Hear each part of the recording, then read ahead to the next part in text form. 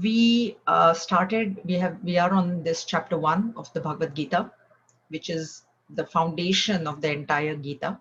So it is an extremely important chapter, should not be taken lightly. And the main things that we learn in this chapter is, first of all, Dhritarashtra's tamasic attachment born out of a predominance of tamas. I say predominance because out of the three gunas, we can never get rid of any of the three gunas. Even tamas we cannot get rid of. Otherwise, we won't be able to sleep. But the percentage has to be balanced, controlled. So when there is a predominance of tamas, it leads to tamasic attachment, and tamasic attachment is to inert objects. So we see Dhritarashtra, in the case of Dhritarashtra, he was very attached to the throne. He wanted to sit on the throne no matter what. In the case of Duryodhan, there was a predominance of Rajas, and Rajas gives rise to Rajasic attachment, and Rajasic attachment is to prestige and power.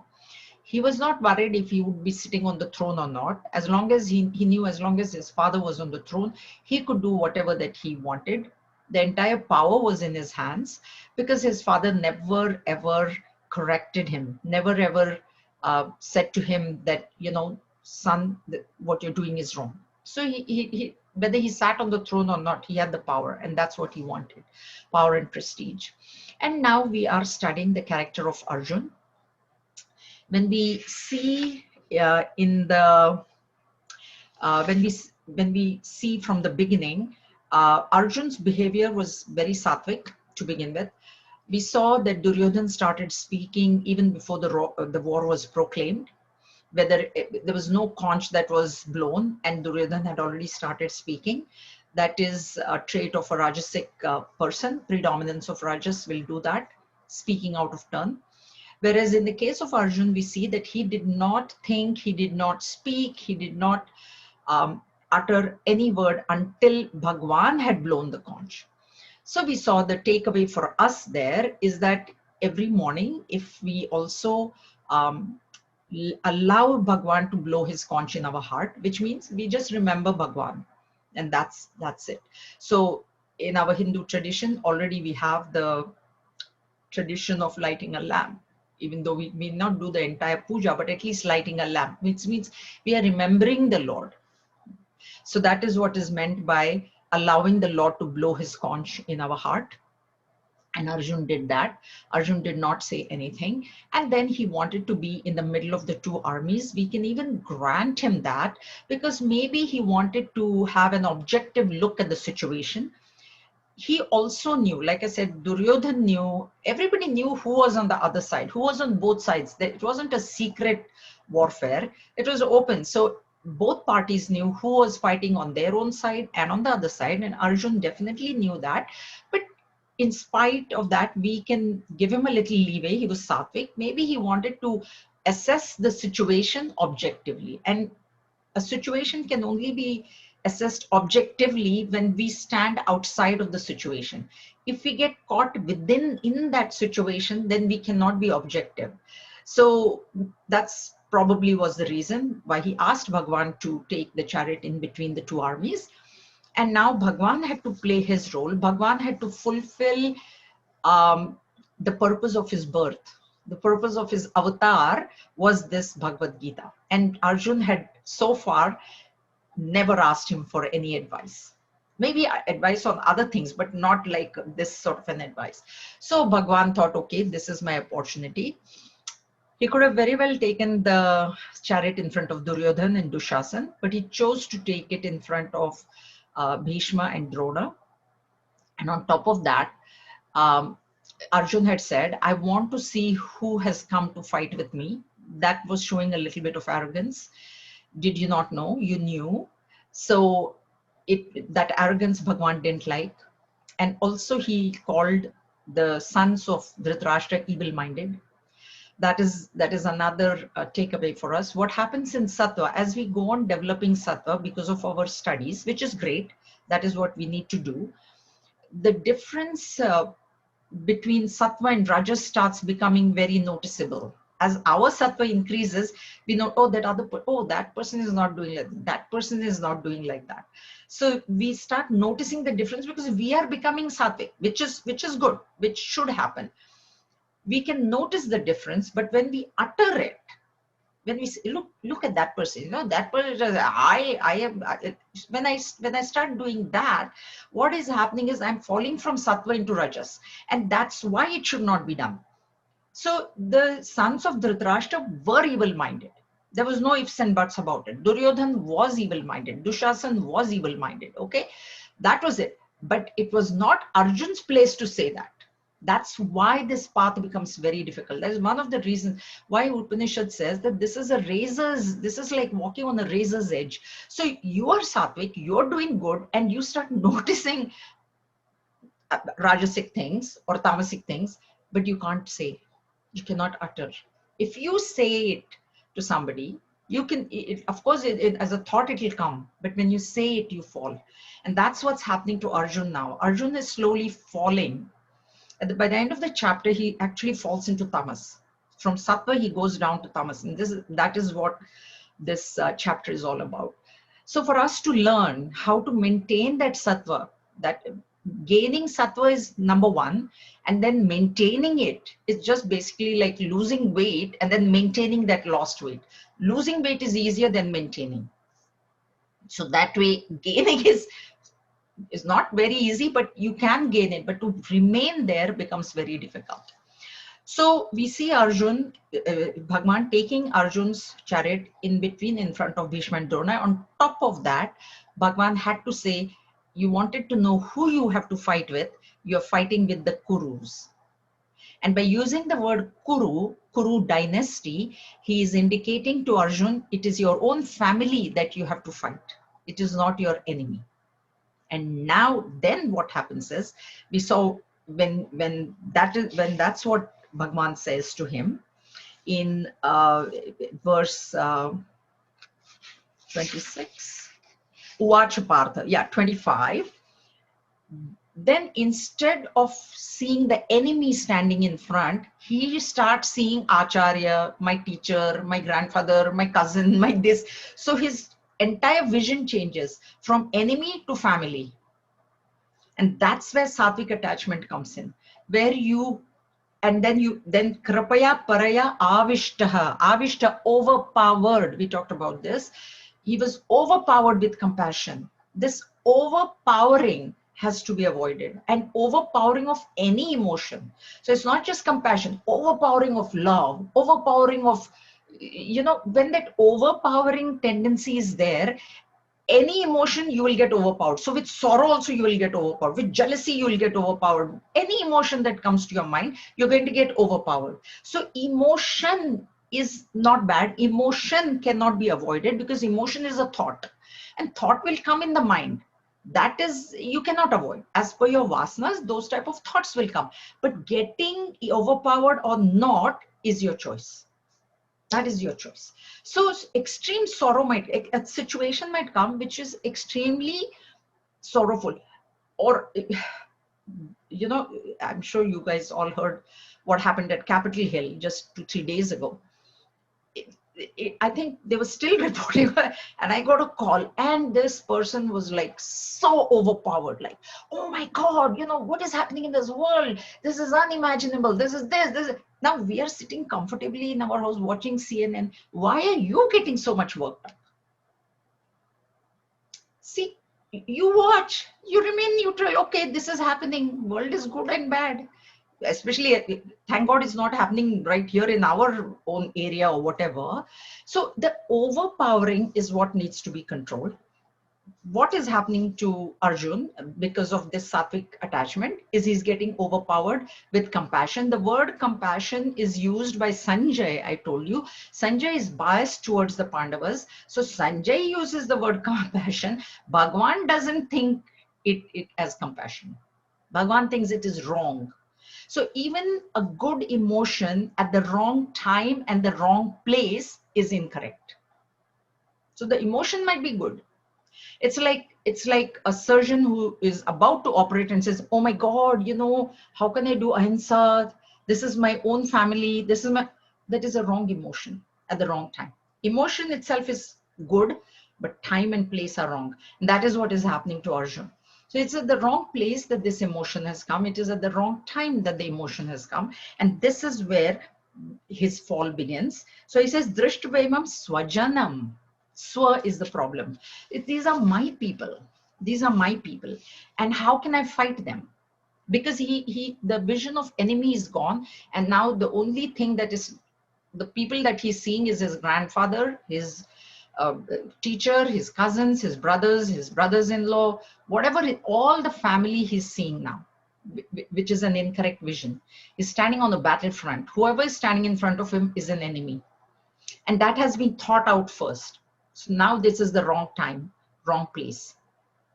And then he describes the effect on his body, Siddhanti Mama Gatrani, 29, 30, and 31, the effect on the body, mind, and intellect. So the body is now losing strength. He's a very strong person. I told you, Arjun, he had great prowess, so great physical strength he had. But that's what happens when our mind gets overpowered by sorrow. We also start losing physical strength. That would be your experience as well. Suddenly, if, you know, when you're traumatized, you feel like your hands are shaking, legs are shaking. You are strong actually, but when the mind gets a blow of any kind, sorrow, then the body starts falling apart. That is what is happening to him. He says, my Siddhanti Mama Gat, my gat is limbs. My limbs are as though falling, failing me, right? And then the bow is slipping from, it slips from his hand because he can't even hold the weight of the bow which he had wielded since probably his teenage years. Now he can't even hold that. And then his Brahmativa me manaha, this also is very important. His mind is going in circles. And I told you, mind is going in circles means it'll go and it'll come back to that same spot.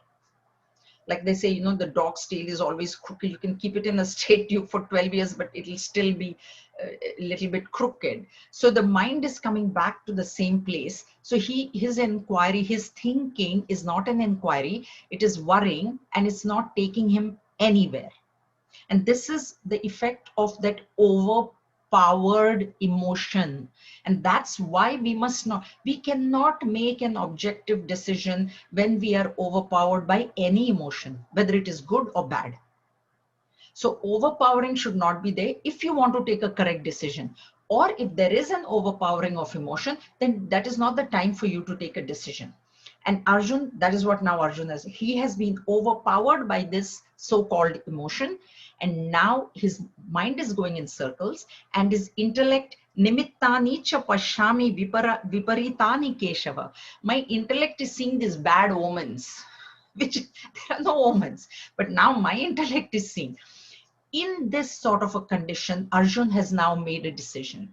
So the mind was not in a right state to take a decision, and yet Arjun has taken a decision. So when the mind itself is not, mind intellect itself is not in a right frame, whatever decision is taken by such a wrong framed mind, will that decision ever be correct?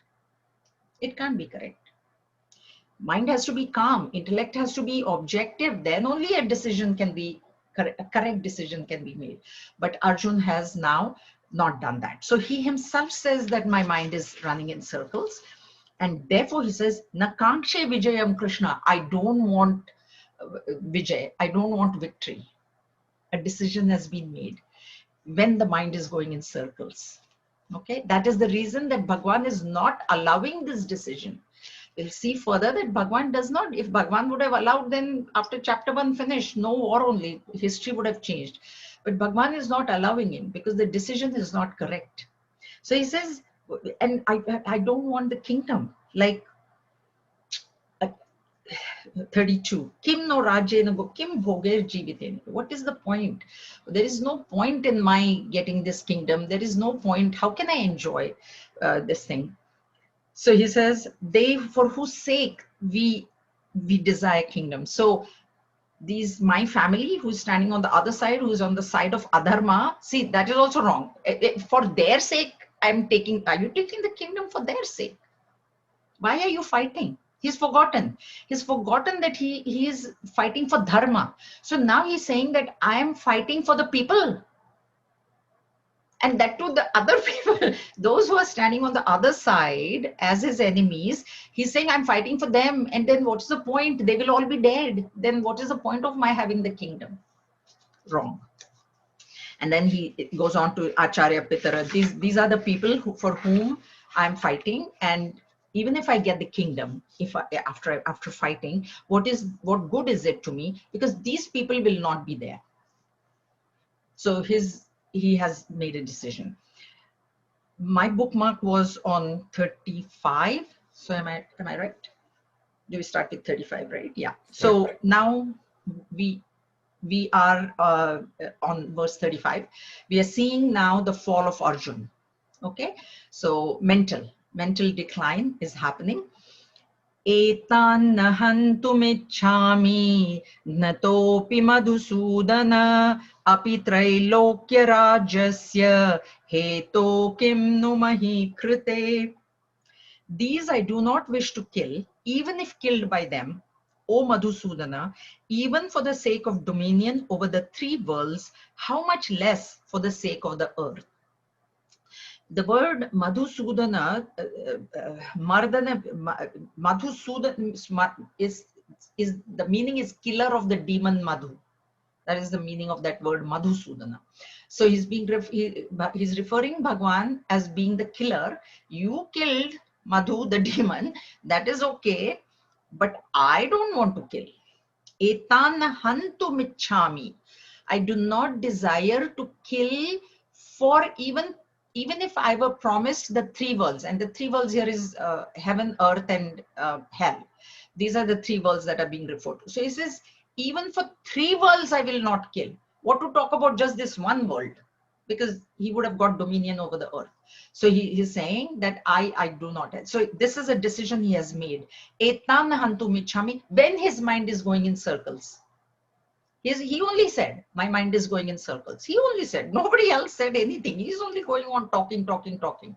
This is what Bhagwan is allowing him to talk. That's why when a person gets very emotionally upset, we should allow them to talk, because it's a vomit.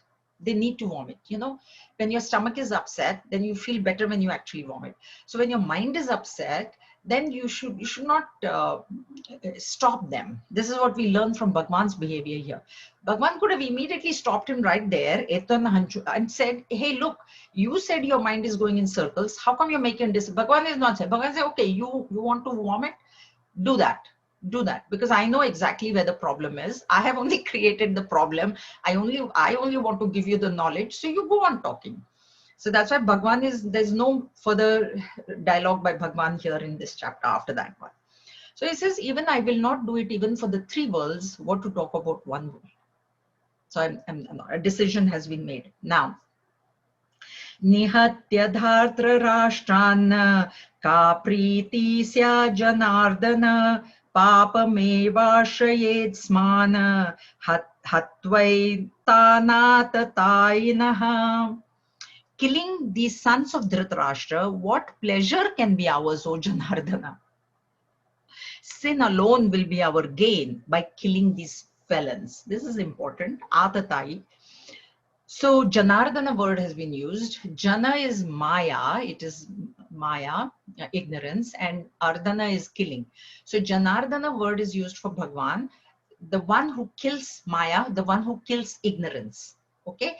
So it's a bit of sarcasm, because he's saying you are the killer of Maya, and all his thoughts are coming out of ignorance. Why are they coming out of ignorance? Because he has considered himself to be the body. That is the primordial ignorance. That is the first delusion. Because he has considered himself to be the body, people who are standing on the other side have become his grandfathers, his teachers, his cousins, his brothers, this, etc., etc., etc. Because all these relationships are only to the body. They are not to the soul, or they are not to the jivatma, right? So he is in ignorance, and he is talking out of ignorance, and Bhagwan is allowing him, and he's referring to Bhagwan as Janardana. Now, Atatai is a word from Manusmriti. Atatai is one described in Manusmriti as one who kills a Brahmin, a child, or a woman. Okay, and the reason is this: the woman is there is because that time, even in the war, women were not allowed. If you see the modern army, there are women pilots, there are women fighters, the women are allowed to join the army. But those days, women were not allowed to be in war. They were not supposed to be, So Manusmriti says that Atatai is one who kills a Brahmin, a child, or a woman. And a Atatai can, if you kill an Atatai, a felon, if you know that this person has killed one of these three types of people, you can kill him without court or jury. Means that that case doesn't have to go for trial. It doesn't have to go in front of a king. That those days there were kings, like, or a panchayat, the panchayat, which is the ruling body in a village. So it doesn't have to go to trial. If you know, you can kill the felon, for sure that he has killed one of these three types of people, and there is no sin to you. Now, you have to understand one thing, that Arjun is a very, very well educated person. So he knows Dharma Shastra. Manusmriti gives Dharma Shastra. Dharma Shastra is how to live in this world. Then there is Artha Shastra, which is financial. So all the Shastra is science. Like we have various subjects now, right? Physics and chemistry and software and mathematics. So these are all different sciences. So that time also they had all these different sciences, and these were princes. They were prince, right? Pandavas, Kauravas, they were all the king's sons. So they knew it. So he knows Manusmriti. He's quoting Manusmriti. That tells us that he knows. But he's making a mistake. Yes, Atatai, killing Atatai, Manusmriti says it is not papa, it's not sin. You are calling them Atatai, and they are Atatais. They are felons. They have done all kinds of wrong things. And yet you say that it is a sin. This is a sign that his mind is going in circles. He's not thinking correctly. He's not thinking straight. So how can you, either you don't call them Atatai, or you don't say that you will commit sin by killing them. Because this is not what Manusmriti says. And you know the Manusmriti. Okay, so this is why this is nihatya. So killing this, what will I get? Were you there for pleasure? Were you there? That's why Bhagwan wants him to go over likes and dislikes. That's why all the things will come later. So he says that what pleasure is? It was not a pleasure thing. War wasn't for pleasure. It was for dharma yuddha. It was. So that's why, when you know that you're right, it is your duty to stand by what you should not give up.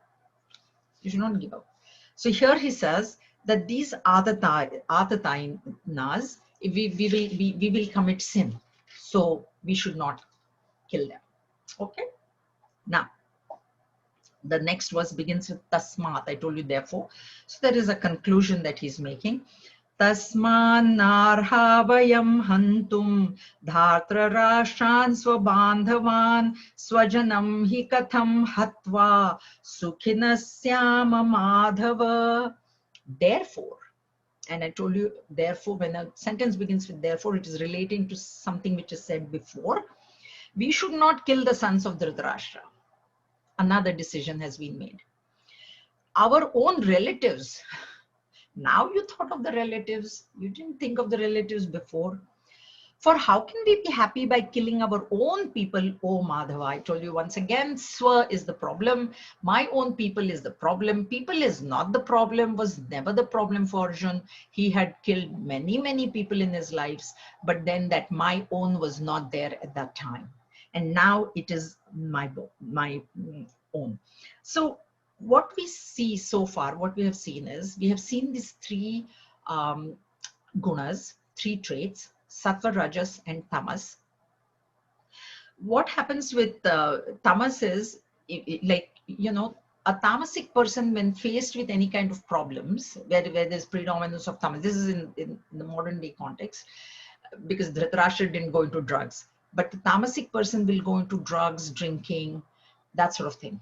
When there is a predominance of tamas and is faced with a problem, with a great problem, that's what people do. People go into addictions. With rajasic, there is hysteria, because rajas is active. It is a guna which actually drives us to act. So there is hysteria, more hysteria. And with sattva, what happens is the person, like I told you, becomes a doormat. He's very goody goody. Now this is what's happening to Arjun. He's now a very, very good person. Like, see, if somebody outside without knowing any back, you'll say, of course, how can he kill his guru? How can he kill his grandfather, Bhishma? Arjun, apparently it is said that Arjun was the only one among the Pandavas who was allowed to go in the innermost bedroom of Bhishmacharya. They used to live in palaces, right? So they had this antapur, the innermost most private chambers they would have. And among the 5 brothers, only Arjun was allowed in there.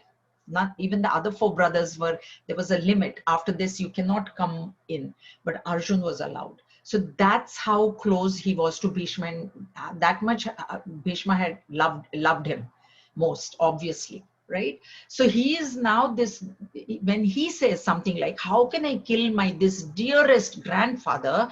Somebody who is outside will say, of course, such a good person, and now but Bhagwan is standing there. Bhagwan doesn't think like that.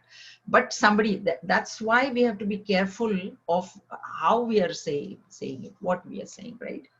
So this is now what he has done.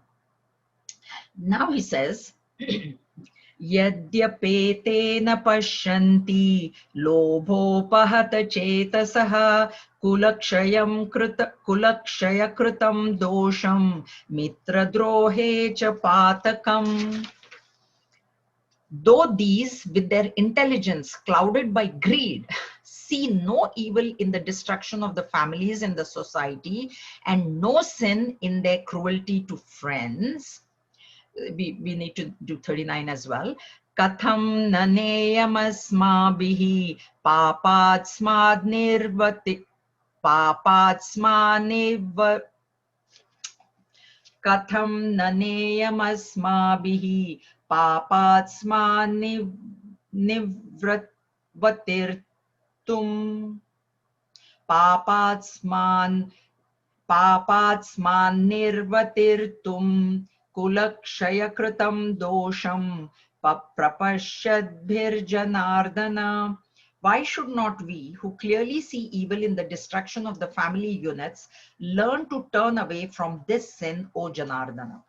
So what he's trying to say here is, Yadyapete na pashyanti lobho pahata chetasa. Lobho pahata chetasaha means, chetasa is intellect. So those whose intellect has been overpowered by greed. And who are these people? These are Dhritarashtra's son. So what by calling them lobho pahata chetasa, what are we? We are not greedy. We are good people. We are not greedy. We don't want kingdom. We don't even want the kingdom of the earth. It's okay if they kill me. I do not want the kingdom. I am the good person. They are the bad person. This message, I told you that this message was sent by Dhritarashtra to the Pandavas on the previous day of the war. This is what he had said. These are his words. He said, my children, they are bad. They don't understand, but you are good. You are good. So this is what he's repeating now. Yadyapete na pashyanti. Even if they don't see.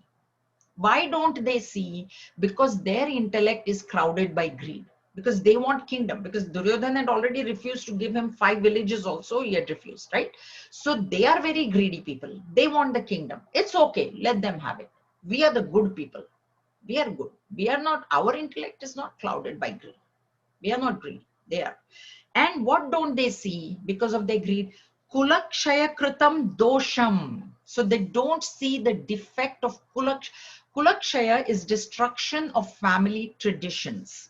And we'll talk about it a little more. Mitra drohe cha patakam is sin. Mitra droha, friend, means they are they are, Droha is a traitor, you know, being a traitor. You are backstabbing your own friends. They don't see that. See, means what? Means these people who are standing in front of me, they are not my enemies. They are my friends. They are my relatives. They are my gurus. They are my grandfather, brothers, etc., etc. Their intellect is clouded, so they are standing there to fight with us because their intellect is clouded because they want the kingdom. And in that clouded intellect, they don't think that they will be destroying the families. But we are the good people. Our intellect is not crowded by greed. We are not greedy. I already told you, even the earth I don't want. Forget the three worlds. I don't even want earth. So I am not greedy at all. And I can see that family traditions are going to get destroyed, and I will be betraying my own friends. That I can see, they can't see. So once again, I am good and they are bad, but they can't see this. So we should withdraw. We should withdraw from, because we are seeing now that the family tradition is going to get destroyed. And therefore, why should not we, who clearly see evil in the destruction of the family? So what means we clearly see means what? Our intellect is not overpowered by greed. So I see kulakshaya kritam dosham. This kulakshaya, so the word is coming twice. Kula, family. Kshaya, destruction. What does he mean by destruction of family? So what it is, you know, every family has some or the other traditions. I will tell you some which I know, and I'm sure that there will be other things that will come to your mind. So there is a family here, friends of mine. In there, the tradition is that in Maharashtra, you know that Ganesh Puja is very important. So this Ganesha idol, most of us, they will just buy the idol and bring it. And so that also is a tradition that in this family, this Ganesh Puja is done maybe for 1 day, 1.5 day, 5 days, 10 days. So this is done. That is a tradition. But in this particular family, there is a tradition that the idol is made by the family members themselves. So what they have is one lump of clay, and from that lump of clay, they will shape out a Ganesha. That is the tradition. So the mother-in-law will teach the daughter-in-law. So this Guru Shishya Parampara goes on, and that is the tradition. That is the family tradition. Okay. Or there are other some have tradition that no matter where the family members are in the world, they will go to India on Ganpati Day. So that's it, like here we have Christmas traditions, right? They ask for, oh, Christmas, what is your, oh, at our tradition is we get together, or the turkey dinner. That's a family tradition. This is what Kulakshaya Kritam. This destruction of family means destruction of the family tradition. Why will the tradition get destroyed? Is because they knew that there's going to be mass destruction. It was a Mahayuddha. It was a great war. Like we had these world wars. We have had 2 world wars. So it was like a world war, which means there will be a mass destruction. Which means what? All the young people who were capable of taking part in war were there on the battlefield. So who was left at home back there? Women were not allowed. Children were not allowed to take, and senior citizens. So those who are very old, and that time the age, Arjun himself was age 90. So imagine who was left. They say Bhishma was 200 years of age during this war. So those who are left are probably maybe 150 years or 125 years, we don't know. So when we say senior, it's much more senior than what as we know it today. So all the young people are now going to die, right? Because of the war, everybody, which is true, they were going to die. Now, who will maintain that tradition back there? He'll go on further with this, but just in this tradition part, that small child doesn't know tradition. This old person is very old, doesn't know. Woman can't do. The tradition cannot be followed without, if there is some sort of puja to be done. Husband, wife have to be there. The woman is alone. How will she maintain the tradition? And that's what he's saying, that they don't understand that these family traditions will go. And this is the message sent by Dhritarashtra. That you don't forget. That is the message. So my children don't understand. So he says they are overpowered by greed. They don't realize how much not only that people will die, but entire families are going to get destroyed now because of this war. And they don't see it, but we see it because our intellect is not clouded by greed. We are not greedy. This is what is the importance of that kulakshaya kritam dosham. So that defect, that means that papa, that sin will come to us. That we Now one big thing that he has forgotten, and the reason he forgets is because his mind is going in circles. Okay. Yes, destruction definitely was going to happen. It did happen. I told you all their sons died. Abhimanyu, everybody was killed in the battle. But if they win, if the Pandavas would have won the war, okay, this is Arjuna is not thinking that. He's only thinking a part of it.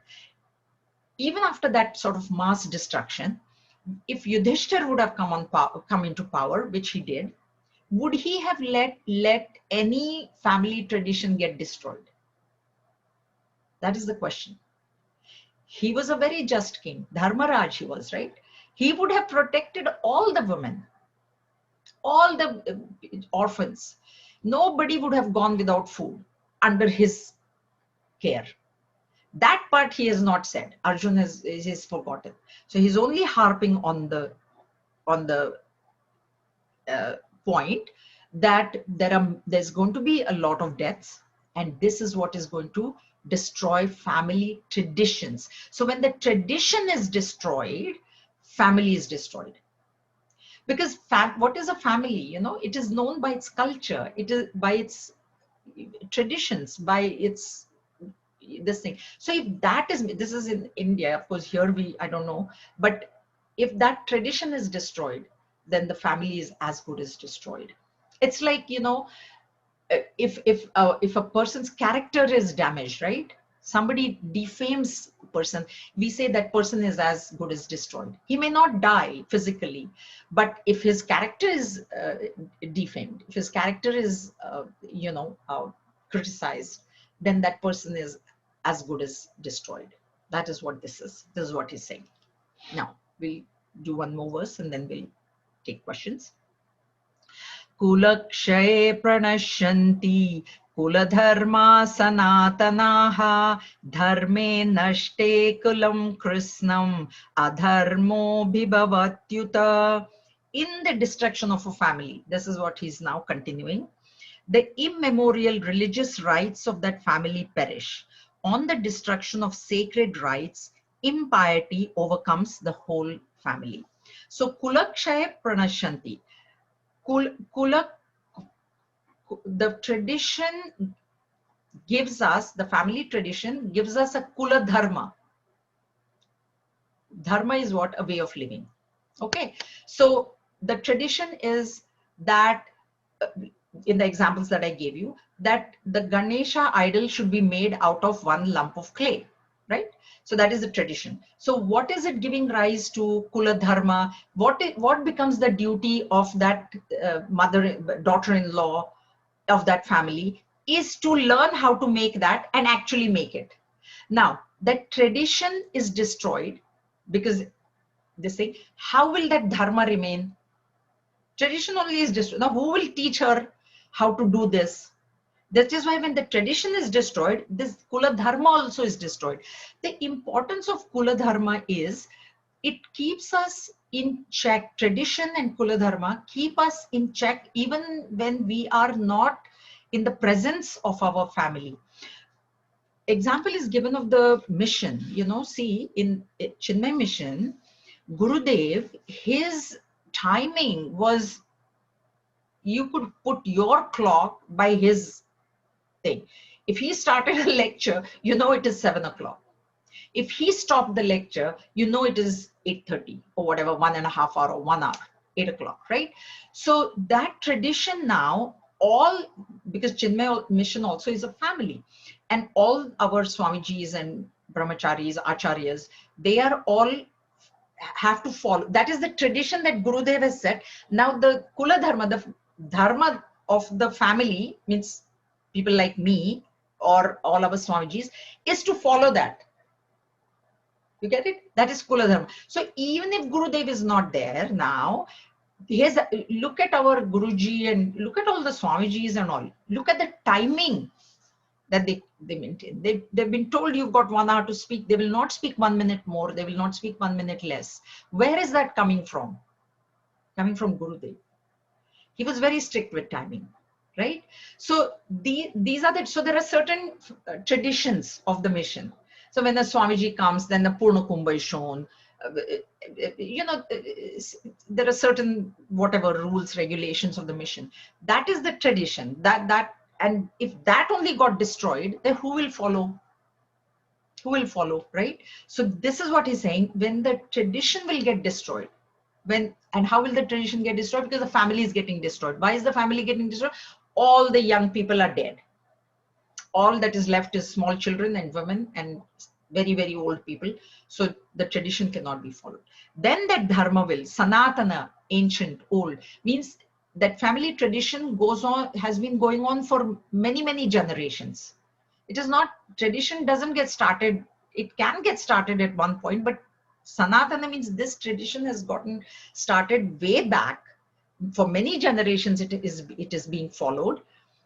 It's like Gurudev is there, then Guruji was the head, then Swarupananji is the head, then there'll be other head, and then there are all these other Swamijis, Brahmacharis, students.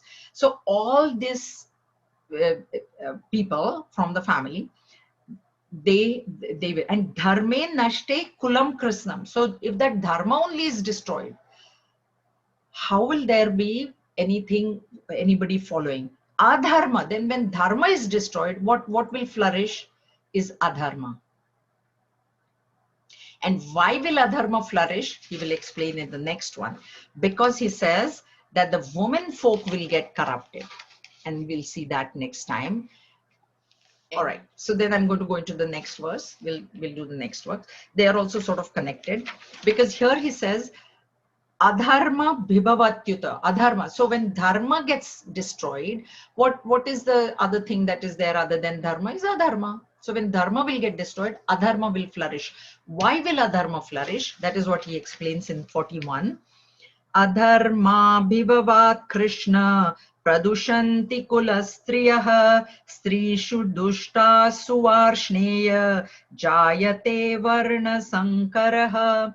By the prevalence of impiety, O Krishna, the women of the family become corrupt. And women being corrupted, O descendant of Vrishni clan, there arises admixture of castes. Varna Sankara. This word is very important here. So we start with Varshneya. Varshneya is, he's addressing Bhagavan Shri Krishna. He belongs to the family, Vrishni family. That's why Varshneya. So the reason he's reminding Bhagavan, you belong to this Vrishni family. And so who better person to know other than you, the family traditions, the family dharma. So you know the importance of that tradition. You know the importance of that dharma, kula dharma. You know the importance. That's why he's referring to him as Varshneya. And he says when adharma increases, pradushanti kulastriya, the women, because who is left? See, all the people are dead, the young people who would have earned and brought a living. The women folk that time, they could not work. Now, how will they feed their very, very old parents-in-law or parents and the small children? They're going to get into prostitution. That is the only way. That is what. Here also he's forgetting that if Yudhishthir becomes king, if we win the war, if Pandavas win the war, would Yudhishthir have allowed any woman to go into any kind of wrong action? To do any of that, he has forgotten. So there is a presumption here that we should not do the war, because to save all these people, right? What is he saying? We will be killing all. But that means what he's saving adharma. Then what is the point of maintaining kula dharma and kula traditions when adharma will be flourishing, because Duryodhan will be in power? This is what is happening when the mind is going in circles. He's not thinking straight. So women getting, what happens is in a family, said CBC,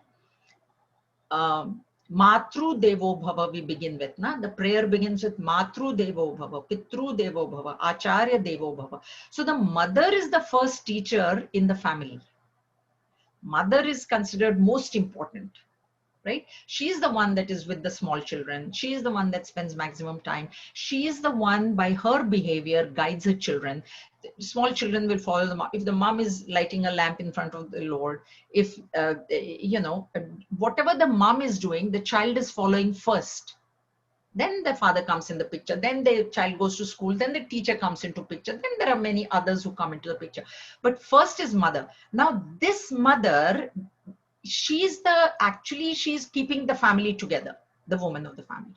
If that woman gets corrupted, why will she get corrupted? Because now there is no source of income. How is she going to feed her small children? How is she going to feed the very old people that are in her house? There is no other way for her. So that's why Stri Shu Dushtasu. Dushtasu means they will go into wrong paths. The women will go into wrong paths. Varshneya, Jayate Varna Sankara. This Varna Sankara word is also important. Add a mixture of castes. But here, caste, Varna is not to be taken as caste system. See, when we buy a dog or when we buy a horse, what do we say? We want a very purebred horse. We say that, right? Am I right? Or a dog, we say, what is the family lineage of this dog? Like purebred, thoroughbred, right? In families also, there are 3 types of purities that need to be maintained, that were maintained at those times. There are certain families that are, most of us pure families. And the 3 types of purities that have to be maintained or had to be maintained were Adhyatmik, Adidaivik, and Adibhautik. Okay, so Adhyatmik purity is when in a family there is a woman and a man, when that woman also has legally married parents, the family tree we have. So then those two have legally married parents, and from this side also there is a lineage which can be traced, which is very legal, which is very moral, which is very ethical. So the parents were legally married, then their 2 parents were legally married, and their 2 parents were legally married. So this is what is known as Adhyatmic purity. So that is one purity that has to be maintained in the family. Okay. Then there is Adi Daivik. Adi Daivik means where the woman, like I said, she will do puja. There'll be some tradition in the house, read Vishnu Sahasranam every day, do puja, just even simple light a lamp, do Satyanarayan puja every month, once a month, Purnima day, some sort of tradition. That is this Adi Daivik. And Adi Bhautik is where you are. Am I saying opposite? I think I'm saying opposite. Okay. Adhyatmic purity is the spiritual development, because it's Adhyatma. Sorry, I reversed. Is where the parents are following, they are following some spiritual path, any spiritual path, and that becomes Adhyatmic purity, because the children are then following. And Adi Bhautik is where there is, Adi Daivik is where there is Upasana, and Upasana is the thing where they light a lamp, or they do puja every morning, or they chant Vishnu Sahasranam every morning, they do a number of things. And then there is the third one, Adi Bhautik, right? Adhyatmic, Adi Daivik, Adi Bhautik.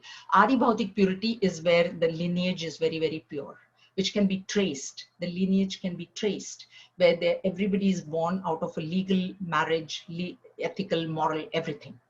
Now, these 3 purities, when they are not maintained, Varna Sankara happens. Sankara is destruction.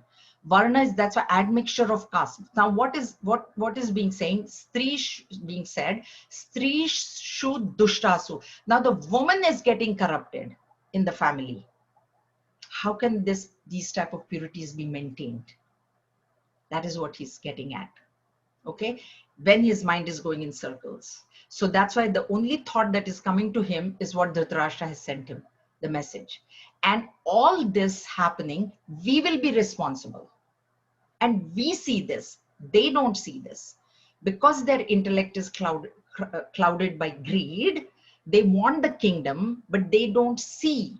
And that's why they are standing for war. So we should only withdraw. So war should not happen. Then what will happen is nobody will die.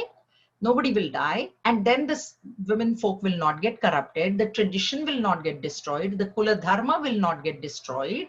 And then there will not be any Varna Sankara happening. There will not be any admixture of caste. He has forgotten that if he leaves the Kauravas in power, adharma was already happening. That part he has forgotten. Okay, this is how his thought process is going now. And it is being directed because of all what he had heard on the previous day. Because this has happened on the first day of the war, I told you. Okay, so he will continue with his arguments and Bhagwan will allow him to go on. And Bhagwan will then finally start talking in chapter 2. Bhagwan doesn't talk till the next chapter. Any questions? We'll stop here today. Yes.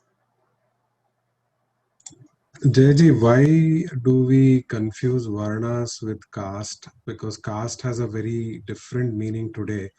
Varnas were basically based on what you were skilled at, and you figured that out over a period of time in life, and you pursued that and excelled in that, or at least were able to manage a life. Correct. But caste is something that is almost like you're born into something, and correct. Therefore you're that. You may pursue completely different things in life. Correct. Correct. Absolutely correct. And chapter 4, Bhagwan will explain that. Chatur Varnam Maya Srishnam. It is because of a misinterpretation of the Shastra. See, there was a lot of misinterpretation. Previously, only the Brahmins were allowed to even chant the Vedas. They said no. Women were not allowed to chant the Vedas. People even don't know that, you see, right now, when we do Upanayanam, we only do it to the boy. People don't know that Sitaji's Upanayanam was done. Previously, women also, what is Upanayanam? It is an entry into education, right? They give the Gayatri mantra and then they send the child to Gurukula. In between, what happened was there were people who thought, oh, this girl is going to get married and go, why should I educate this girl? My own sister-in-law, my husband, my husband, there were two brothers and one sister. Both, one became doctor, one became engineer, the boys. The girl, after grade 12, my father-in-law said, no, you're going to get married. And she wanted to go to college. And this is, of course, she's now in her 80s. But this is how people misunderstood it, right? Girls were not, it is not like girls should not be educated and all that. Now we see what Pepsi CEO is lady, right? What about prime ministers? Golda Meir is there, and Indira Gandhi, and even UK, Margaret Thatcher, right? So that is, people are misinterpreting the Shastra. That's why chapter 4 becomes very important. In there, he will explain. Yes. Any other questions? Yes. Did anybody have any questions? Can you explain Janardana once again? Meaning of Janardana? Jana is Maya. Jana means, Maya means, Maya Shakti. Are you familiar with? Ardana is killing. So the one who destroys Maya is Janardana. Ignorance. Maya is ignorance. Okay. Thank you. So it's the destroyer of ignorance. Yeah.